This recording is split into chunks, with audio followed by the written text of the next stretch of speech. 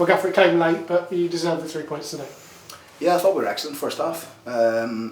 Matched a very good Blackburn team. You know, they're a team that's in and around the top 6, and they're there for a reason. You know, they've got quality all through their team. I was really pleased with the first half performance. I thought we were excellent. I thought we had numerous opportunities to take the lead. We just didn't quite get it. Limited them to very little. And then obviously second half's always difficult when you're playing against 10 men. You know, the message at half time was to keep the intensity, to play with the intensity, the urgency, the tempo. We did it to a certain spell, but when you're pushing for a goal, you know, you always leave yourself open for a sucker punch. And we've got one of the hottest strikers in the division in Barrington Diaz, and he's punished us. But again, I think you've seen the character of the boys, the attitude to keep going and rightly get the win.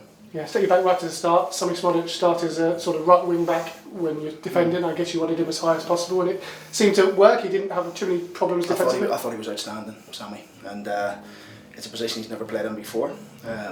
But needs must sometimes. You know, Joe's been a big part to what we've done so far, and missing him today was a huge miss. But we almost had Sammy had the freedom and the license to get forward. He had a couple of really good chances first half coming in the little pockets where people couldn't see him and pick him up. And then he's rightfully got the goal at the end because his performance deserved that. Yeah. What was said at half time, because obviously the red card was just before the break, were you sort of thinking how I suppose it's difficult when you've not got natural wide players, because you can either spread the game wide or you can go in the middle. What was your message at half time? We just wanted to try and play outside them. Tony was very adventurous with his shape, and he's played a 4-3-2. We wanted to try and get outside them as much as possible and try and create 2v1s. We didn't do it particularly well. And we probably invited them onto us a little bit, so we changed it again. We went back to the 3. We put Sammy back on the right. He's got his goal from there. Harrison, really good for setting them up from that position.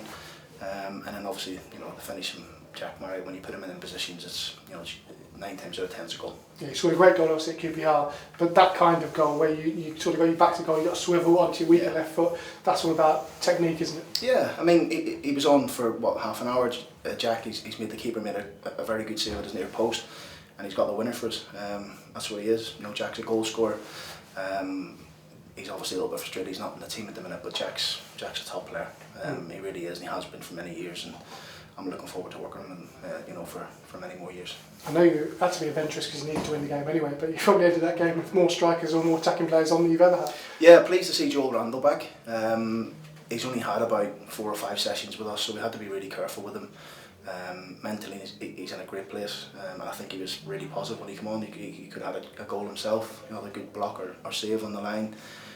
But no, I was pleased with the boys. I was just pleased with the endeavour, the attitude to keep going and going and going, and we done that, and we got 3 points. Yeah, as I say, first time win for yourself on your birthday as well. I know it doesn't mean much to you as someone celebrating your birthday at your age, but it seemed like a really carnival atmosphere towards the end, despite the position in the league. The fans obviously were well aware of what was going on, but didn't let them affect us, and they cheered you right to the end. Yeah, we can't let anything else affect us. We just got to do our own job and perform. There's 4 games left. I put a bit of pressure on the players, at the training ground today when we had our meeting, and said, look, we have to win every game.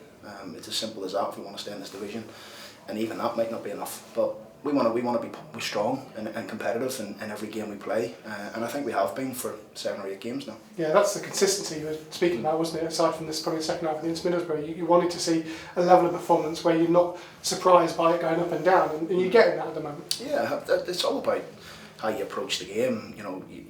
How aggressive you are, how much of the tempo you play at, and being this league is there's not many teams that want to completely pass through you. Swansea are one of them, but maybe Fulham, but the rest of them, they all compete, and they're aggressive, and they're good on first and second balls, and Blackburn no different. And we had to match that today, and we've done that. Quick turnaround now. You've got Barnsley on Monday. I know you've got a couple of training sessions hopefully to get in before then, but games just keep coming thick and fast. Yeah, another chance for us to go and get 3 points. That's just the way we look at it. It's a game I watched Barnsley maybe 5 or 6 weeks ago when they played Hull, and they were excellent. They seem to be a team that like to play with a lot of freedom. So again, they're in a position probably similar to ourselves. They need to win every game. So we're looking forward to it. Hopefully we can bring a big travelling fan base down there with us and help us support us. But the players will look forward to the game as it comes along. We've got to make sure we get the right training and recovery into the players now over the next couple of days and see if we can put another good shift in. Is the first port of call after today is seeing how they are? Because I guess when it's not a quick turnaround, because Saturday, Tuesday is the same. It's a psychology thing, isn't it? It's a Friday, Monday. But when you look at the squad availability, obviously you got Ward coming back on Monday, which will give you fresh options. Yeah, I mean, we're pleased it's only one game for Joe, but again it gives us another body. There's going to be some sore, wounded players in there today after the shift they put in today, so we'll assess them today, tomorrow, and see where people are on Sunday.